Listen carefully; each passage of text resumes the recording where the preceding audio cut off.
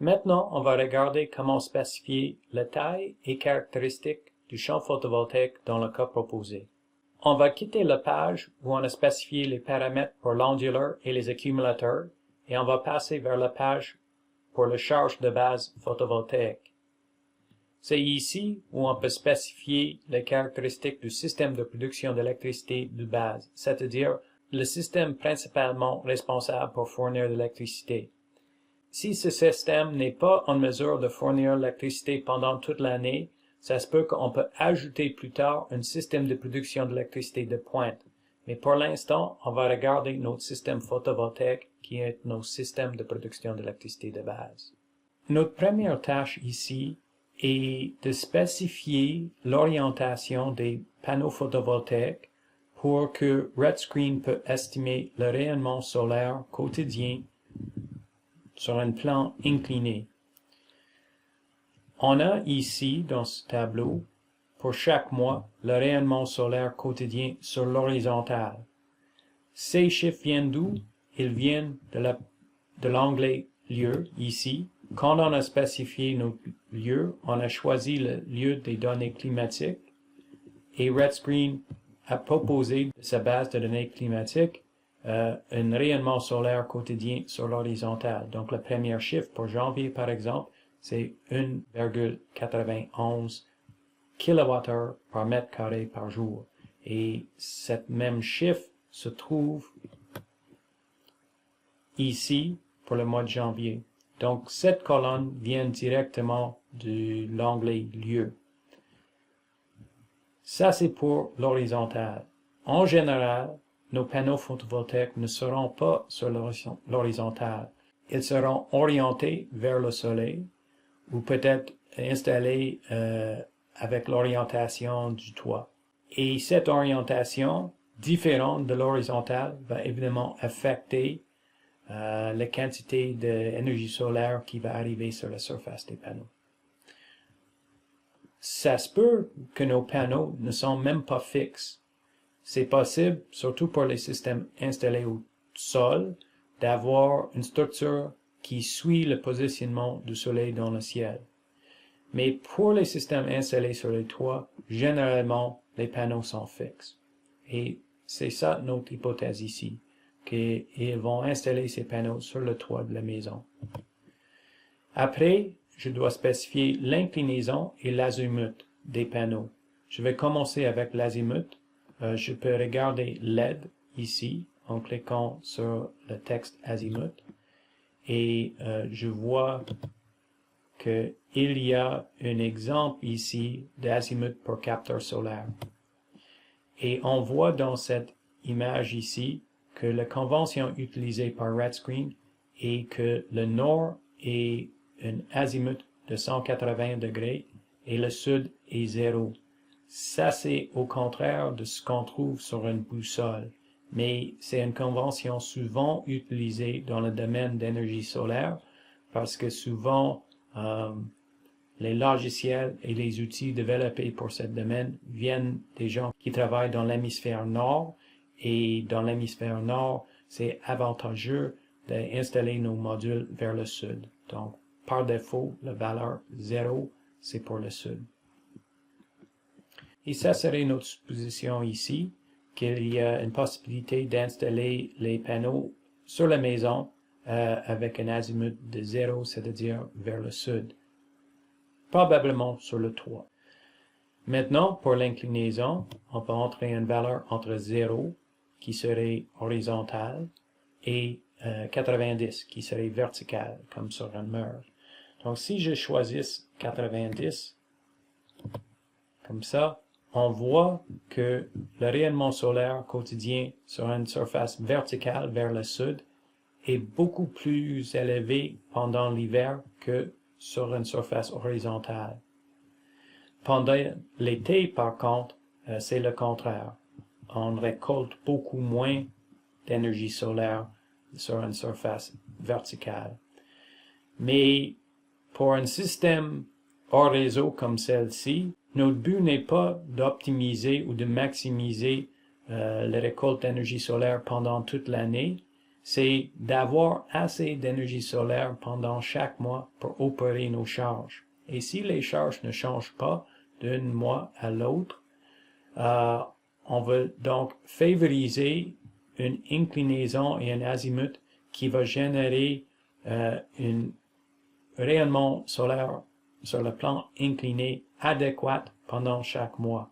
Pour l'hiver, probablement on va vouloir avoir une inclinaison de quelque chose comme 60, qui va avoir une excellente performance pendant l'hiver et aussi l'été.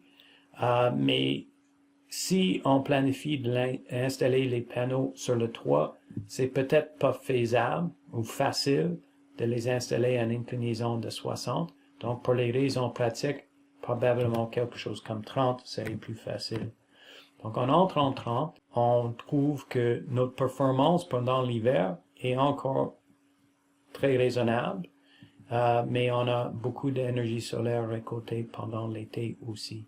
Donc, c'est un choix raisonnable, un compromis raisonnable, considérant la récolte d'énergie solaire pendant l'hiver et les considérations pratiques de l'installation sur le toit de la maison. On voit ici que la fraction de la charge fournie pour chaque mois est présentement 0, et c'est pour cette raison qu'on a des panneaux d'avertissement indiquant que la charge mensuelle n'est pas comblée. Je ne m'inquiète pas, parce qu'on n'a pas encore spécifié les autres caractéristiques du champ photovoltaïque, comme sa taille, sa technologie. Et dès qu'on a spécifié ces paramètres, on va voir ici les résultats très intéressants qui indiquent quel pourcentage ou quelle fraction de la charge pendant chaque mois le système photovoltaïque est en mesure de combler. Alors maintenant, je vais spécifier ces autres caractéristiques du champ photovoltaïque. Pour le type, j'ai quelques choix ici. Moi, je vais laisser ça sur monosilicium. Ce choix ici, c'est surtout pour aider RedScreen à déterminer l'impact de la température sur l'efficacité des panneaux photovoltaïques. Ici, c'est pas critique. Pour la capacité électrique, c'est évidemment un choix très critique. Cependant, je vais laisser ça vide pour l'instant. Pourquoi? Parce que je ne sais pas encore quelle capacité électrique est nécessaire pour générer suffisamment d'électricité d'avoir 100% de la charge fournie pendant chaque mois. Donc plus tard, je vais entrer des chiffres et je vais essayer de trouver la capacité nécessaire pour faire ceci. Pour le rendement, un autre paramètre qui n'est pas très critique, moi je vais entrer 20%, qui est typique pour les panneaux d'autres qualités présentement. Pour le facteur d'ajustement de cellules solaires bifaces, ça correspond à une augmentation de la performance qu'on peut avoir si on a des panneaux bifaces, c'est-à-dire qui sont sensibles à la lumière arrivant sur la surface en arrière. Pour des panneaux installés sur un toit, probablement on n'a pas beaucoup d'énergie solaire arrivant sur la surface en arrière. Donc je vais entrer 0 ici, mais sur une installation au sol, ça se peut que je vais choisir ces panneaux photovoltaïques qui sont bifaces et ainsi je peux augmenter leur performance par 5, 10 ou même 20%. Pour la méthode de contrôle, on a deux choix, optimiseur de puissance fournie ou fixe. Ce choix ici indique comment on planifie de raccorder les accumulateurs avec le champ photovoltaïque. S'il y a tout simplement un câble entre les deux, je vais sélectionner fixe et ça veut dire à RedScreen que la tension du champ photovoltaïque serait fixée par la tension des accumulateurs. Par contre, si je mets un circuit électronique entre les deux qui a une mesure de découpler la tension de l'accumulateur de la tension du champ photovoltaïque afin d'opérer le champ photovoltaïque à une tension optimale pour sa performance, qui va maximiser la puissance produite, je vais sélectionner optimiseur de puissance fournie. Et sauf pour les très petits systèmes, ça serait le choix normal, ce temps-ci. Donc je vais sélectionner ça. Pour les pertes diverses, Ça, c'est pour des pertes qui ne sont pas associées, par exemple, avec la température ou la méthode de contrôle. Par exemple, je peux attendre des pertes dues au câblage, dues à la neige ou la poussière sur les panneaux, ou à cause des panneaux photovoltaïques raccordés en série qui ont des caractéristiques électriques qui sont différentes. Je peux consulter l'aide ici. Je trouve que des valeurs typiques vont de quelques pourcents à 15%. Moi, je ne serai pas trop optimiste. Je vais sélectionner 15%, surtout parce que j'attends d'avoir certaines pertes dues à la neige. On a maintenant spécifié tous les paramètres à part des coûts et la capacité électrique. Donc, on va maintenant choisir la capacité électrique. Notre but ici serait d'avoir un champ photovoltaïque suffisant pour fournir toute la charge pendant tous les mois, mais pas trop grande parce que ça va coûter cher. Et je vais faire ça par tâtonnement. Je vais commencer avec une tentative juste de 2 kW, juste par hasard. Je vais choisir cette valeur. Et je trouve que ça fonctionne très bien en été, mais c'est pas tout à fait suffisant pendant l'hiver. Donc, je vais doubler ça pour voir si ça va être suffisant. Et en doublant ça, je vois que c'est suffisant, même en hiver, à part de peut-être quelques heures en décembre, qui m'inquiètent pas trop. Donc, je peux juste essayer 3 ici. 3, c'est raisonnable, mais peut-être je veux augmenter ça un peu afin de s'assurer qu'en décembre, on n'a pas trop de temps quand il n'y a pas d'électricité. Donc, je vais sélectionner peut-être 3,5 ici. Et comme ça, je vois presque toute l'électricité nécessaire pour fournir la charge est produite. Et oui, il y a quelques heures pendant lesquelles le système ne va pas être en mesure de fournir la charge, mais vous allez vous souvenir qu'on a mentionné quand les résidents de la maison comprennent que c'est un système intermittent, c'est pas le réseau, donc ils sont prêts à accepter que pendant quelques heures de l'année, ils doivent peut-être ne pas rouler la laveuse ou le lave-vaisselle ou peut-être réduire leur consommation. Donc, je suis content avec ça. Je dois maintenant spécifier les coûts d'investissement. Avant que je fasse ça, je regarde le facteur d'utilisation ici, c'est 7,1%. C'est très bas par rapport avec un système raccordé au réseau. C'est parce qu'en été, on va générer beaucoup plus d'électricité qui est nécessaire et ça va être gaspillé. Donc, la génération n'est pas utilisée, donc le facteur d'utilisation est basse.